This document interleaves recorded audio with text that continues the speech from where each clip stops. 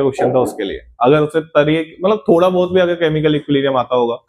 देखो क्वेश्चन ये कह रहा है फॉर द रिएक्शन, ये रिएक्शन है आपकी, ये रिएक्शन है, attainment of equilibrium is predicted correctly by. मैं आपको पहले तो एक चीज समझा देता हूं कि इक्विलिब्रियम पे जो कंसंट्रेशन ऑफ सब्सटेंस होती है ना, कंसंट्रेशन चाहे वो रिएक्टेंट हो चाहे वो प्रोडक्ट हो, कंसंट्रेशन ऑफ सब्सटेंस होती है ना वो कांस्टेंट हो जाती है।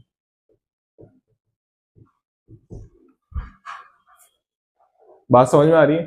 बस इतना जरूर सॉरी पता होना चाहिए आपको, कंसंट्रेशन ऑफ सब्सटेंस क्या हो जाती है, कांस्टेंट हो जाती है। उसके बाद इंक्रीज डिक्रीज की बात नहीं करते, कांस्टेंट हो जाती है। ठीक है ना? चलिए पॉइंट ध्यान से सुनना।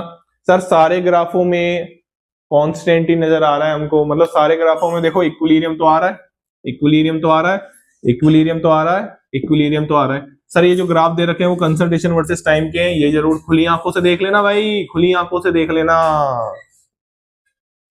कंसंट्रेशन वर्सेस टाइम के ग्राफ है। ठीक है ना? चलिए चलो सर बात सही है। तो सर ये तो चारों ग्राफों में कांस्टेंट आ रहा है, तो फिर क्वेश्चन का आंसर कैसे लगाते हैं 10 सेकंड में? तो मैं आपको एक चीज बताऊं, अगर ये मानो ये रिएक्ट कर रहे हैं तो भैया इनकी तो टाइम के साथ कंसंट्रेशन डिक्रीज होगी ना यार। क्या यार, अरे भाई ये दोनों आपस में रिएक्ट कर रहे हैं तो इनकी टाइम के साथ कंसंट्रेशन क्या होगी? डिक्रीज।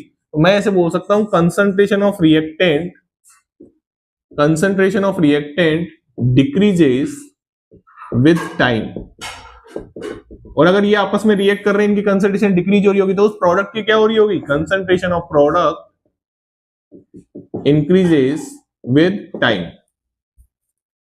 इसमें S2 इंक्रीज हो रहा है, इसमें S2 इंक्रीज हो रहा है, इसमें I2 इंक्रीज हो रहा है। केवल ये एक ऐसा ग्राफ है जिसमें H2 भी डिक्रीज हो रहा है, I2 भी डिक्रीज हो रहा है और HI इंक्रीज हो रहा है। देखो आराम से, H2 डिक्रीज हो रहा है, I2 डिक्रीज हो रहा है और HI क्या हो रहा है? इंक्रीज हो रहा है। और इक्विलिब्रियम आने पे ये सब क्या हो जाती है? कंसंट्रेशन कांस्टेंट हो जाती है। 10 सेकंड का क्वेश्चन था ये, केवल 10 सेकंड का।